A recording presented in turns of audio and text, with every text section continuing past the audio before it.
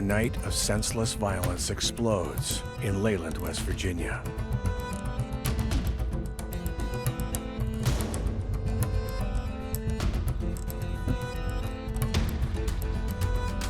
And a family must stop violence with violence.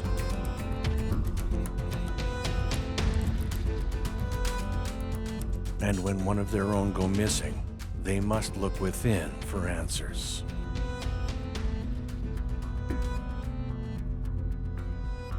While everyone in the community is caught up in the grips of this brutal murder.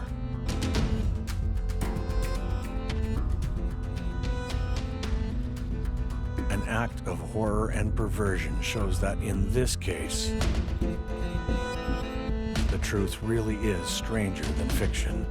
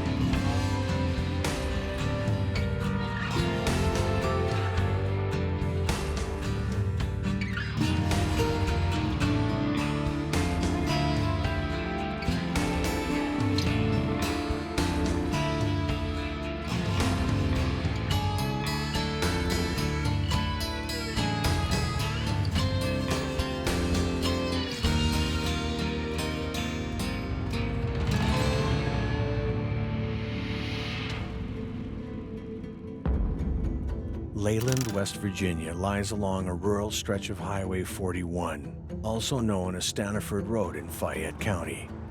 With a population of only 300, you can drive right past the town and barely notice. Although to outside eyes, Leyland is mostly hidden. This is a small town with a big heart and enjoys family, church, and mountain air. But for such a small town, it has seen more than its fair share of death. On March 2nd, 1915, this community suffers a heart-wrenching tragedy. Coal dust ignites and Leyland Mine No. 3 explodes, killing 112 men and leaving dozens more trapped underground. In the unimaginable days and hours that followed, 53 miners emerged from the mine, having shielded themselves from the deadly gas. The community rallies together to support the families who lost fathers and husbands, sons and brothers. Almost 70 years later, the community is rocked by death yet again. But this time, the small town of friends and neighbors must face a new kind of terror: murder. Does a killer live among them? Just minutes from Bluestone National Scenic River, Leyland offers skiing in the winter, with fishing, swimming, and boating in the summer. This is one of those small towns that has a lot to offer those who live in the area, especially those who like to live an outdoor lifestyle.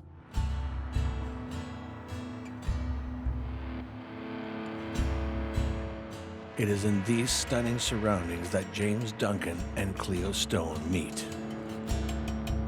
Cleo has 3 sons from a previous marriage. With James, she's able to imagine a new, more secure future. They fall in love and decide to get married.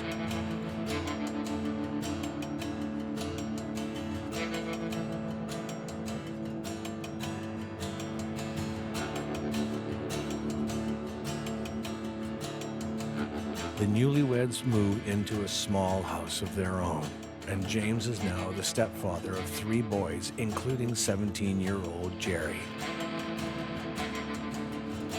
Dorothy, Cleo's mother, lives next door, is well liked in this close-knit community, and considered a positive influence in her daughter's life.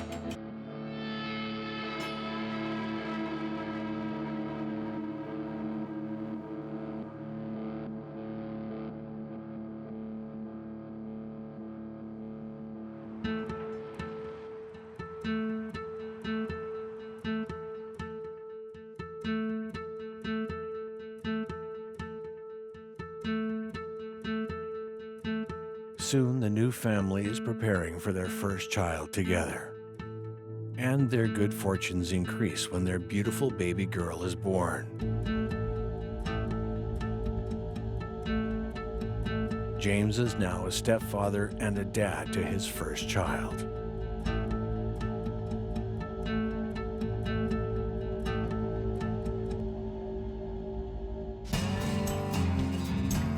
But Leyland is a small town, and at the time, it doesn't provide many opportunities. It's tough to make a living.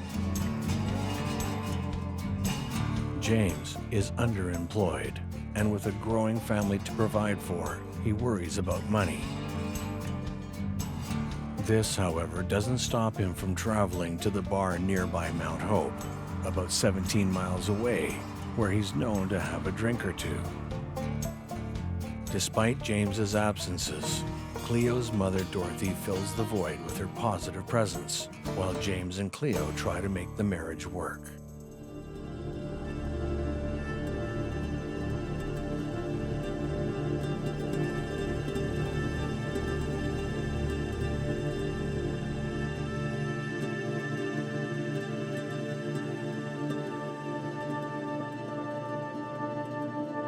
And James's frequent visits to the bar are the only outward sign of potential troubles.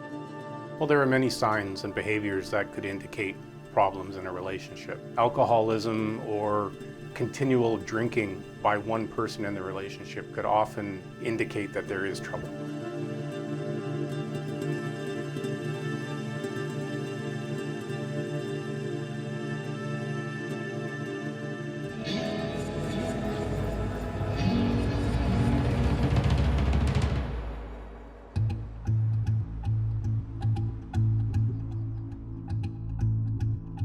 Cleo is home with her children who are all asleep, while James is once again at the bar. Mysterious noises wake up Cleo, who decides to investigate. Is it an intruder? Cleo knows that there's a gun in the kitchen. She quickly finds herself in a confrontation. If James, whose responsibility is to protect his family, is inebriated, how effective would he be in that role? A loud noise wakes up 17-year-old Jerry. He tries to identify the sound. Is it a door slammed shut? A scream? Jerry has to make a tough decision. Should he investigate or hide? Try to protect his little brothers and baby sister, or confront the intruder?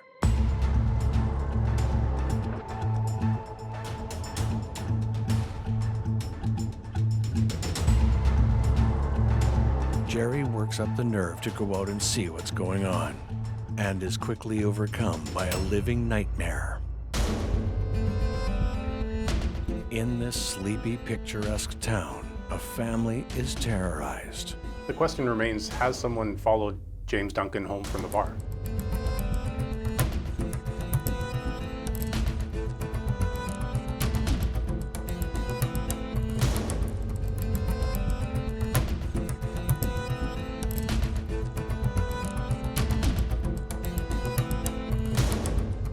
The family is frantic as they fight for their lives, jostling back and forth as they try to protect the youngest in their home from the violence. They have to use whatever they can find. Then the danger escalates. Whenever a weapon's introduced in a situation like this, it definitely works to escalate the danger inherent in the situation, whether or not that's intentional.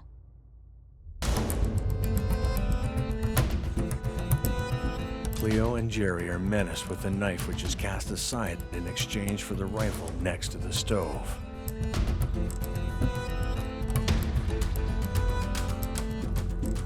Now Cleo and Jerry are threatened with a loaded rifle as it's frantically waved around and pointed at them.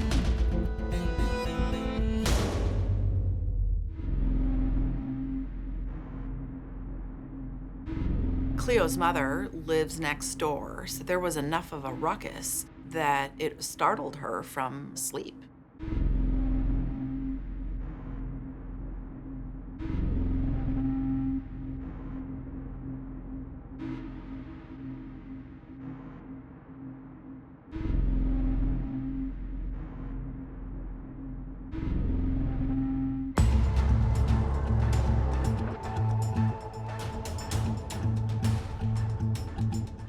After being startled awake, Dorothy is horrified to discover someone terrorizing her family and waving a gun around.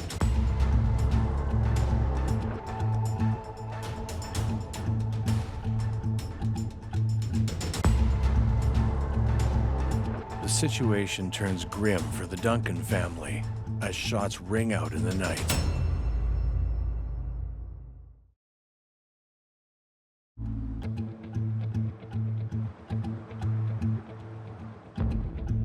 Leyland, West Virginia has had its share of tragedy over the years.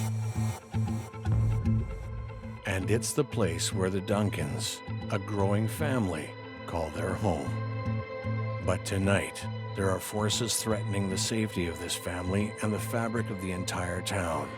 Like the mining tragedy in 1915, something explosive is about to occur. Cleo Duncan, her son Jerry, and mother Dorothy all gather together after the traumatic events of the night before. They try to gather their senses and sort out what happened and come up with a plan. But James Duncan isn't around, and Cleo must first deal with that. Eventually, Cleo calls the police to report that her husband James is missing. Cleo tells the police that if James was at the bar the night before, she knows a couple of places that he could be sleeping it off. She'll let them know if she finds him.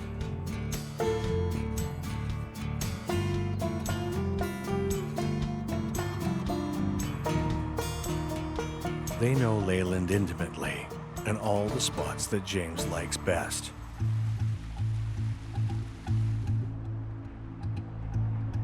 While out for James, they check out a local spot in the woods. But on the way back to the car, Dorothy realizes she's locked her keys in the car. And so Dorothy hurries back to her vehicle. Severe anxiety can result from a very stressful situation. It can make you act differently from what you would normally act. You aren't thinking as clearly as you may ordinarily be thinking, and your fine motor skills may be affected, so you don't have the ability to do small tasks or remember small bits of information. In this particular case, something as simple as locking your keys in your car, which is something you wouldn't ordinarily do, can happen. Stranded in the middle of nowhere, they frantically try to get in. But luckily, they live in a small town where neighbors help neighbors, and they were rescued by somebody that they knew. They explain the trouble, and with the characteristic caring of the people of Leyland, the driver offers to take Dorothy back home to fetch a spare set of keys.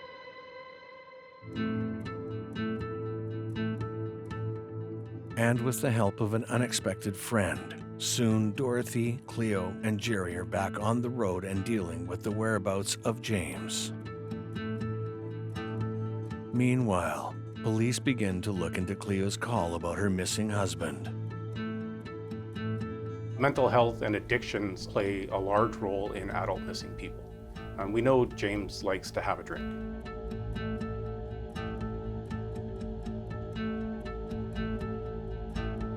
Whether or not this is a high priority for investigators is one of the questions. It's a small town and everybody knows what everybody's doing. James is, at least as far as they're thinking, likely on a bender and will just show up when he sobers up and everything will be fine. But the police in this particular case start looking around for James anyway.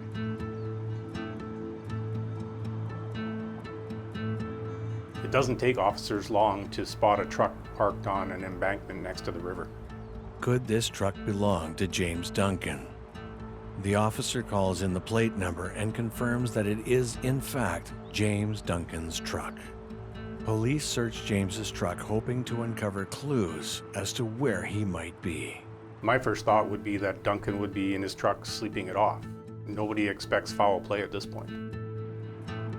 But James Duncan isn't in his truck. Is it possible James could have drunkenly stumbled into the river? Finding James Duncan's truck empty near the river isn't good. It's entirely possible he's in the river.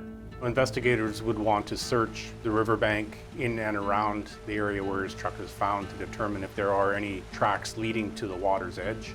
Are there any witnesses that may have seen somebody entering the river? It's very important to start searching as quickly as possible.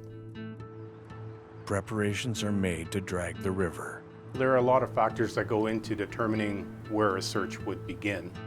In my experience, the investigators or the divers would probably want to start searching fairly close to where the person potentially entered the river.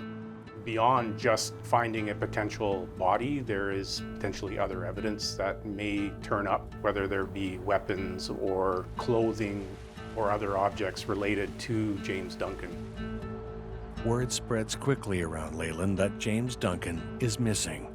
Everyone has a theory. This has to be a terrible time for the family to await to see what the police have uncovered.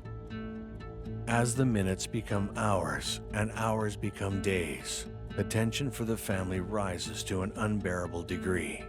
To most in the community, it's now clear that James is not somewhere sleeping it off.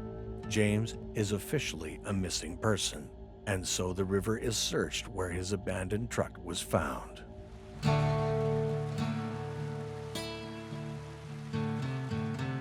You have to understand that there are significant challenges to either finding or recovering a body that has been in water, especially a free-flowing river that may have a very strong current.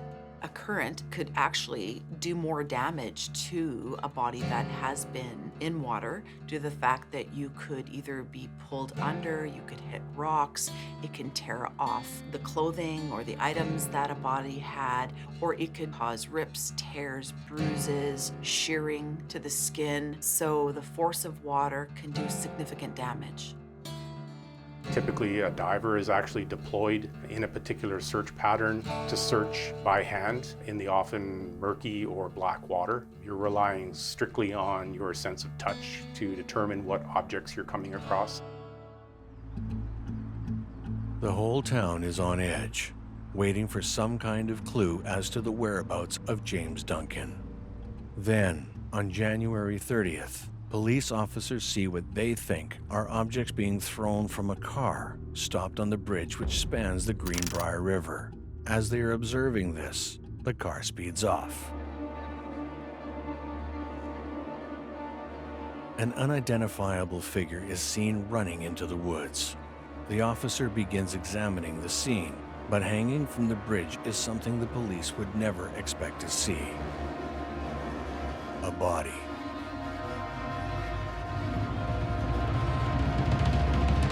It is a horrific, dismembered body hanging by his feet because he's become entangled in the bridge and is hanging literally upside down. The body clearly has been dead for days and it is dismembered. Police are shocked to discover it's James Duncan. Finding the body in this particular fashion, even for an experienced police officer, would be extremely traumatic. The question remains, how did James Duncan just appear hanging there 3 days after his disappearance? Well, he didn't hang himself up there, and recovering the body from this particular location is going to be quite a challenge. It's going to require some very careful thought so as to not disturb any potential forensic evidence that may exist on the body. The officers struggle with how to get James's body off the bridge, and that's when they see a haunting image. The killer has cut out his heart and lungs. His body's been mutilated. After securing the body and calling in the coroner's office to take custody, the police head to the Duncan home to relay the terrible news that James Duncan is dead.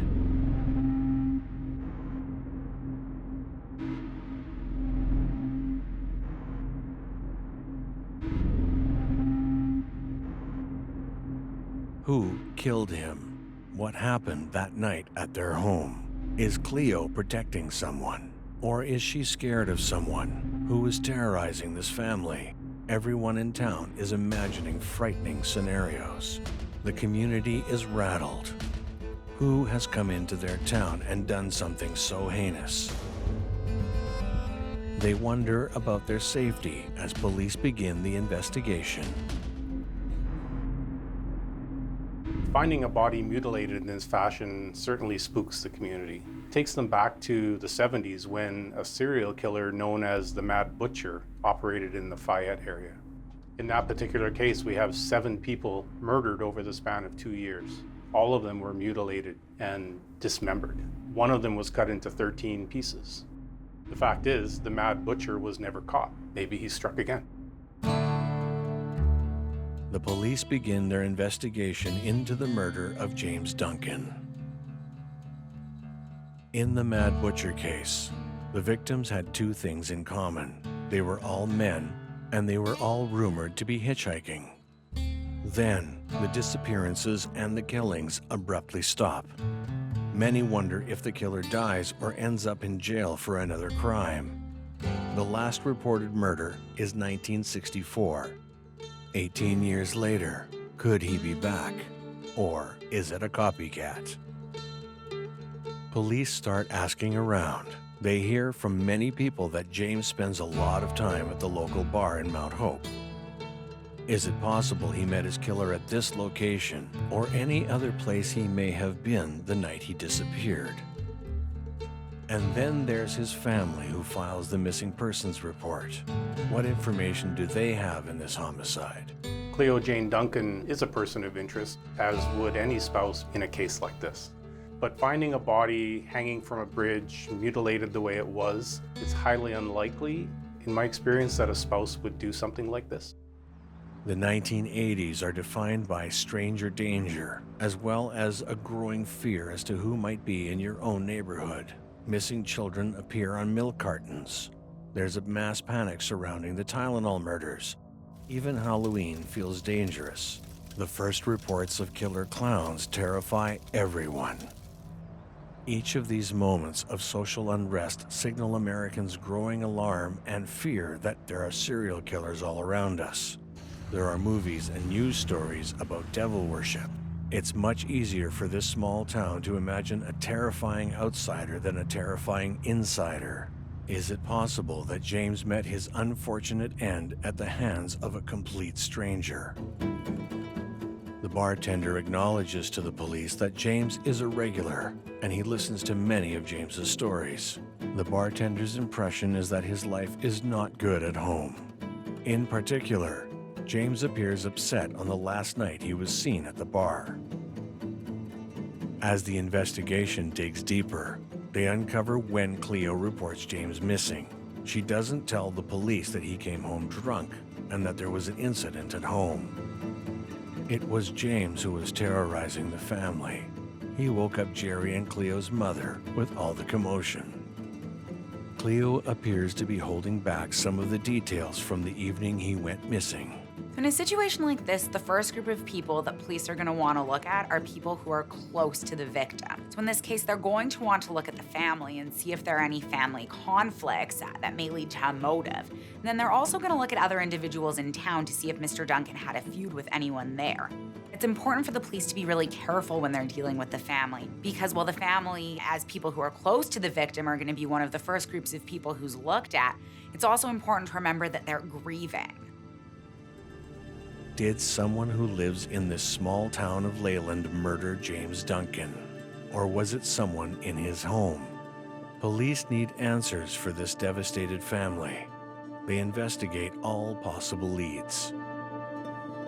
And so, police decide it's time to bring James's entire family in for questioning.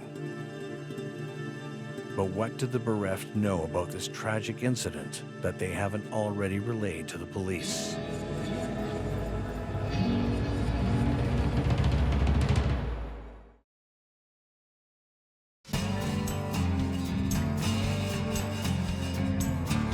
James Duncan seems like a friendly family man.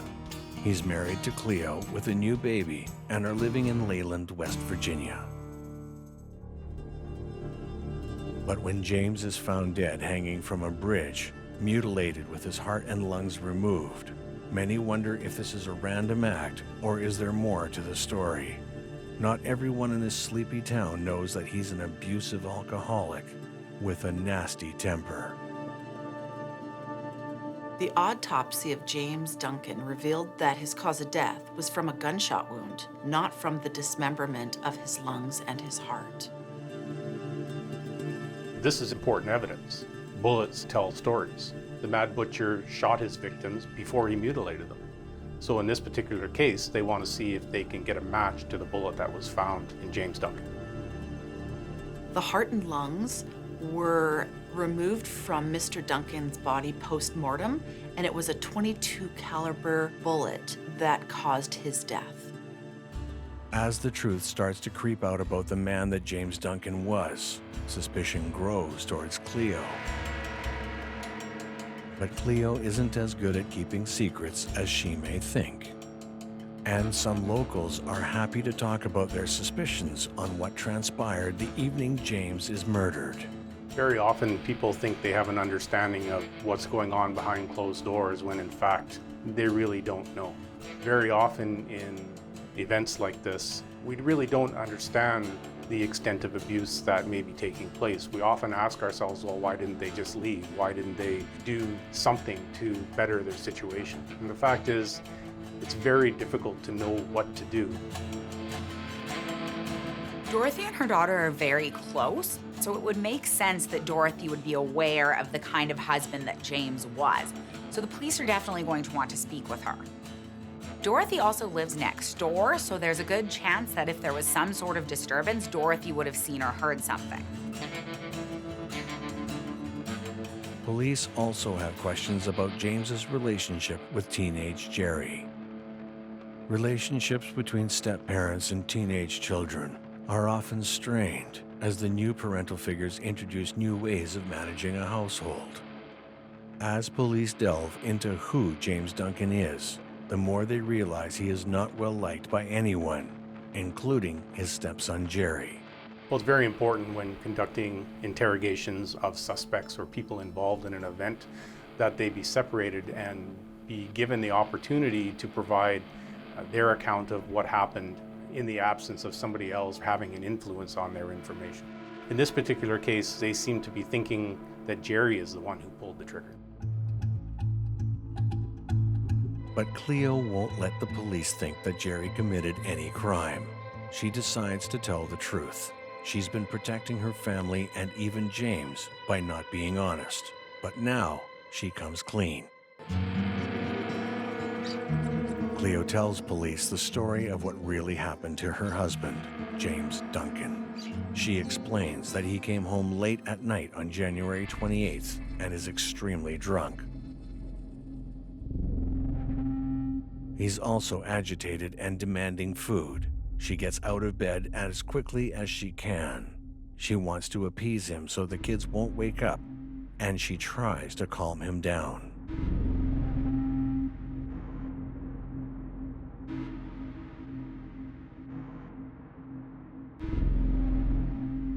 She relays to police that James berates her and threatens her as she tries to make him soup.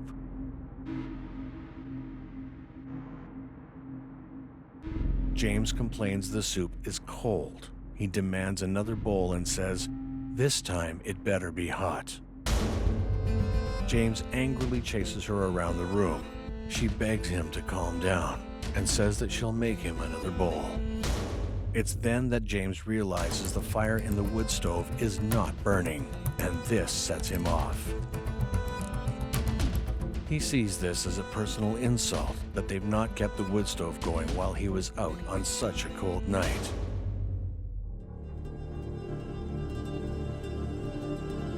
Jerry, meanwhile, is in his bedroom listening to what is a common event, the abusive behavior of his stepfather.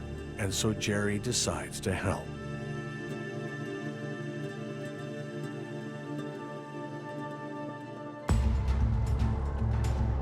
Cleo runs outside, but James is much bigger. He drags her back in the house as she screams. Jerry now becomes a target. All of James's anger is unleashed on Jerry as he chases him, beats him, shoves him, and yells at him. And that's when Jerry tries running out of the house. But James is too fast and he drags Jerry back inside.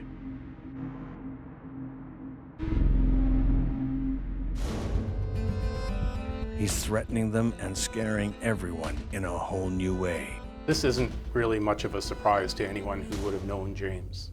They should have just told the truth, but nobody really understands what it's like to be faced with that situation. When you're living with an abuser, you're basically made to feel worthless, that anything you say is unbelievable and nobody would take your word for it. So it's not very difficult to understand why they may not have come forward with the truth right at the outset. It's around this time that James pulls out a gun and is now threatening everyone with it. James sits them down at the table in some sort of demented, deranged family meeting, and he tries to convince them that if they had acted better, he wouldn't have to be doing what he was doing. By this time, the young kids are up, the baby's crying, and they feel helpless as to what they can do at this point. The sad irony of all this is that this gun belongs to Dorothy. One would ask why Dorothy's gun would be at that house. Was some sort of protection needed?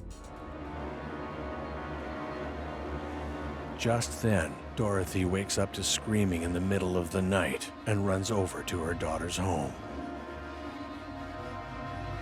She walks into a horrifying moment. Dorothy begs James to remain calm and put the gun down. Then, Dorothy's mama bear instincts take over, and she wrestles the gun away from James. He lunges at her to get the gun away and frightens her in a crazed fury of drunkenness. And that's when Dorothy shoots James.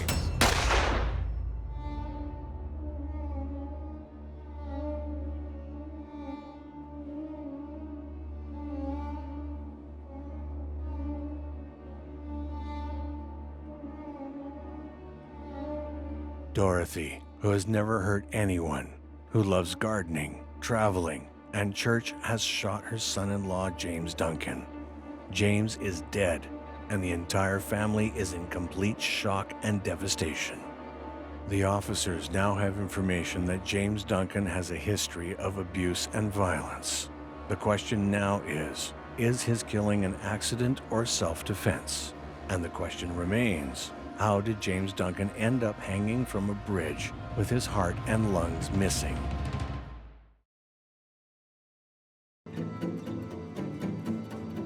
James Duncan of Leyland, West Virginia, has been murdered and is found hanging from a bridge, his heart and lungs missing.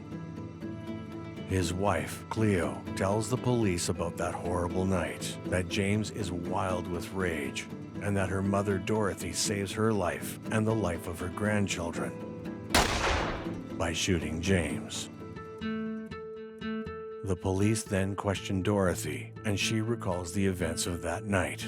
After she shoots James, the traumatized and devastated family try to decide what to do. The only idea they have is to hide the body and bury James in the backyard. Jerry's grandmother has stepped up and protected him, and now she asks him to dig a hole in the backyard. And I guess he feels he has to do what she asks. They also decide they're going to push James's truck off the riverbank to make his disappearance look like an accident. But the truck gets stuck in the process. They don't have the strength to push it further into the river, and so they decide to leave it. And that's when they realize that Dorothy's keys are in the ignition of the locked car, the car they were planning on going home in when they abandoned James's truck. Remember, this is before cell phones. There were no overnight tow trucks. This is a small town in West Virginia, and luckily, a friendly face happened to stop by to offer assistance. The stranger drives Dorothy home so she can grab her spare set of keys. Later, the family drives back to the house. Once home, Cleo reports James missing. These are law-abiding citizens with no previous issues with the law. They're church-going. They're well-liked in the community. A few days later, Cleo is hysterical. James's death torments her. Cleo thinks her guilt will ease if James receives a proper burial. She convinces her family that if they put him in the river, he'll be found by police when they drag the river again. The grisly job falls to Jerry to dig up James Duncan's body from his shallow grave. Imagine how traumatic this is for Jerry. First, he had to deal with the abuse and the trauma, and then there was the death itself and all the guilt and shame associated with that. And now this. Cleo and Dorothy then prepare to dispose of James's body in the river. These are nice ladies. They're devastated and full of guilt over what's happened, and they're really not thinking clearly. But now the idea that they want to dig up a body and throw it in the river on top of all that, somehow they think that retrieving the body and dumping it in the river is a better plan. But before they even get in the car, Dorothy stops everything. She realizes that when the police find James, they'll find the bullet and match it to her gun. Dorothy decides that she must remove the bullet before they dispose of the body. It makes no sense. These ladies clearly aren't thinking straight. They're traumatized and probably haven't slept in days. These are really bad choices, and everything they've done since the death of James makes them look more guilty. Dorothy cuts into the body of her son-in-law looking for the bullet that killed him. She can't find it. She is desperate. She cuts out his heart and lungs and puts them into a bag, planning to dispose of them at a later date. In this case, the truth is stranger than fiction. A hysterical killer cannot perform an autopsy and believe that they can find a bullet in a chest.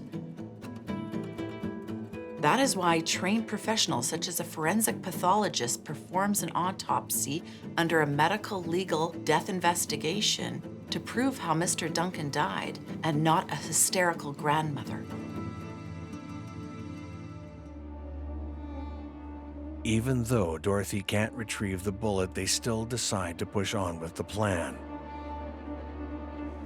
They drive to Wiggins Bridge in Hinton, about 45 minutes away from Leyland.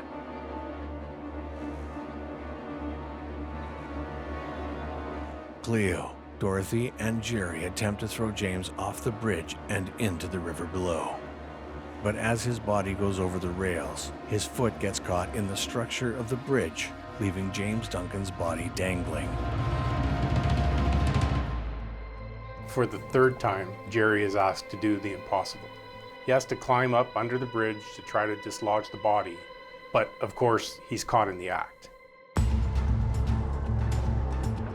Two police officers just happen to be driving across the bridge. They see a car stopped in the distance.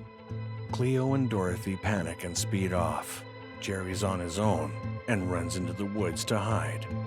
Cleo and Dorothy are so rattled and upset that they get lost and spend hours trying to find their way back home. Covering up an act of self-defense, which may or may not have been a crime, has made the situation so much worse. The question is, what have they done? What crime have they committed? Dorothy Grubb, Cleo Jane Duncan, and Jerry Rains are arrested for murder and unlawful disinterment.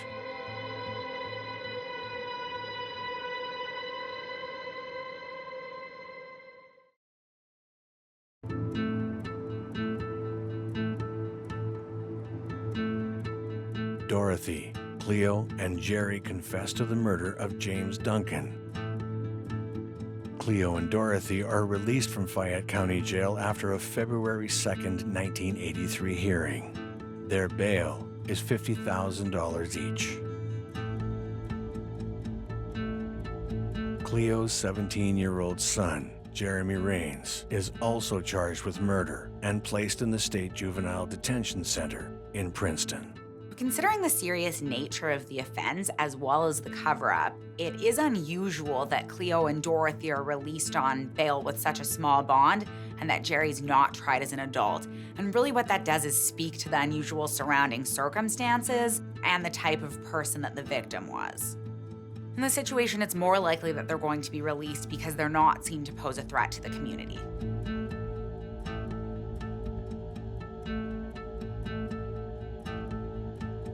Cleo's trial is first. Cleo is tried on 2 counts, 1 charge of murder, 1 of unlawful disinterment. She testifies that James came home that night drunk and beat her and Jerry. James then chases them around the house with a butcher knife and a gun. Cleo also testifies that her mother, Dorothy Grubb, enters the home, wrestles the gun away from James, and fires the fatal shot. Cleo's lawyer argues that James wasn't hung from the bridge on purpose, that essentially it was an accident that occurred because when they tried to push him off, his foot got caught on the bridge. So what this means is that what appears to be very brutal circumstances are actually more of an unhappy accident. Cleo is acquitted on the murder count by the Fayette County jury, but found guilty of unlawful disinterment of a body. Fayette County Circuit Judge J. Zane Summerfield states that he has taken into consideration the brutality of the act, the fact that Cleo lied, and that she involved children in the cover-up. For that, he sentences Cleo Duncan to 2 to 5 years at West Virginia State Prison for women. It's clear to everyone involved in this, including the judge, that Cleo's been through a lot. So she has shown a significant amount of leniency. She's released on bail pending the outcome of her appeal. And this is in recognizance of the fact that Cleo not only has been through an abusive relationship, but now she's been through this ordeal, the guilt, and having to go through the justice system as well. Cleo appeals her sentence on April 22, 1988. The jury's judgment is upheld, but the judge then suspends her sentence, so she is free. Judge Summerfield, while he denies the appeal and upholds the judgment, agrees to suspend Cleo's sentence so she's able to remain out of custody. And what the judge says is that her children need her, so he's recognizing what this family has been through and is very sympathetic to her as a mother. Dorothy Grubbs does not go to trial. She pleads guilty to manslaughter and to unlawful disinterment. Dorothy states she didn't intend to kill James Duncan, but she says, "I am guilty because I did shoot him."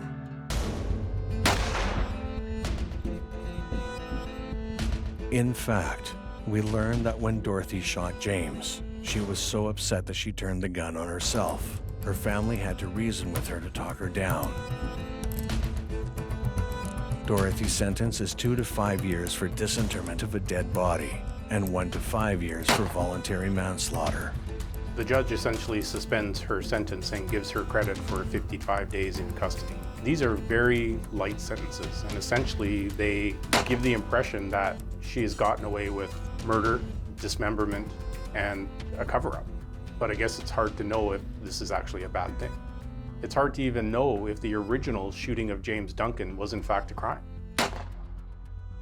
What this indicates is that everyone thinks that these women have been through enough already and doesn't think it's necessary for them to suffer anymore by being incarcerated. Jerry Rains serves time for his part in the cover-up and goes on to be arrested several times over the next few years. Sadly, Jerry dies in a car accident in February 2009 at the age of 43. The community rallies around 2 women who stood up and fought back against an abusive man and protected their family under the most horrifying circumstances. Many people in the community of Leyland, West Virginia, believe justice was served. These mothers return to their families, and a small community moves on from these horrific events.